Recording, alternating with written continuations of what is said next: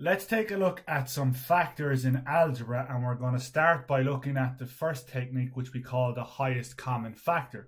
Now, you will remember from elementary school or primary school that when you want to get factors, you're just thinking about what multiplies to give me the product. So let's say we start off with the product 12. What are the factors of 12? Well, you could have 12 times 1, or maybe you have 6 times 2, or maybe you have 4 times 3.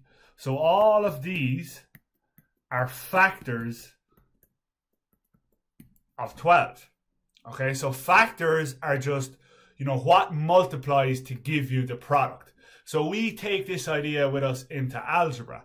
So we know, for example, if I had to multiply 3 bracket x plus 4. If we go back to multiplication, I know in order to multiply this out, I would multiply it saying 3 times x is 3x plus 3 times 4 is 12. So that's how you multiply out brackets. Factors is just doing it the other way around, doing the opposite. What did you multiply? So for example, a factors question would look like this. I would start off with 3x plus 12. And, what did I multiply to get 3x plus 12? Well, I multiplied 3 by x plus 4. So 3 times x plus 4 are the factors of 3x plus 12. So factorising is just figuring out what did you multiply to get this product or this expression here.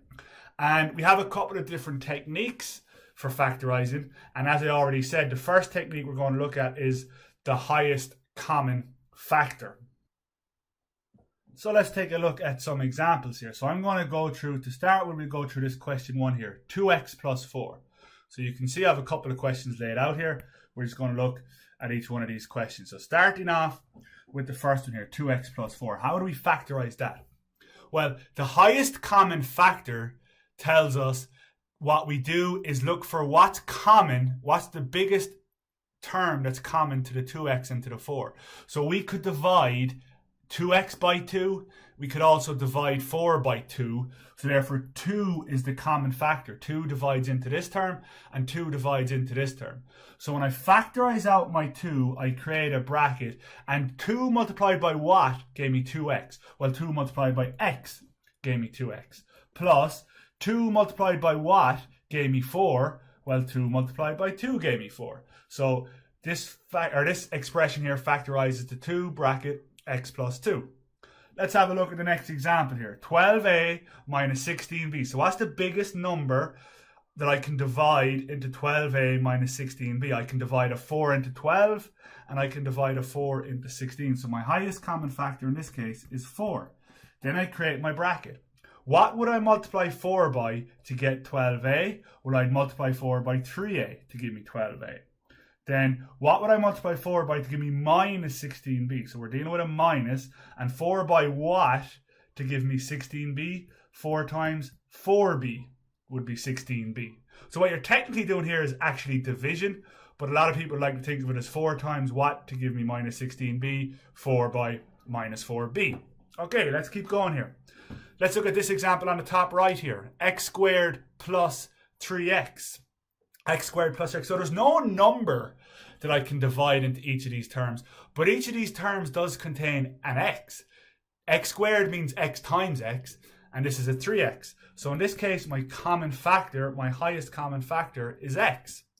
So then, my bracket, x times what to give me x squared? Well, x times x plus x times what to give me 3x? Well, x times 3. So x by x plus 3 are the factors of x squared plus 3x. One more example here for you guys. 15xy minus 25y squared. Now, it's important to remember this technique is called highest common factor. Not just common factor, but highest common factor. So it's important that we factorize out as much as possible.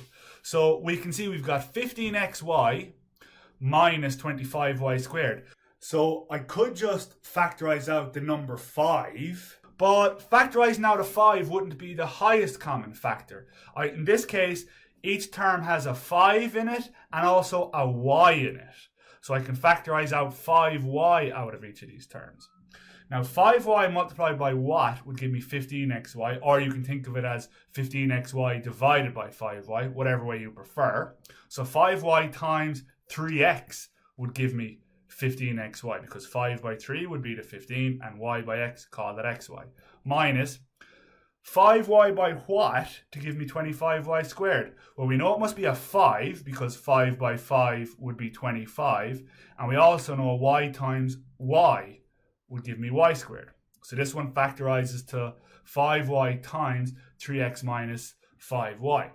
So when you first look at factors, the first technique you always look at is the highest common factor. So the best thing for you guys to do now is to practice some of these questions, check your solutions online, and for access to questions, solutions, graded quizzes, and more, visit www.limbymaths.com.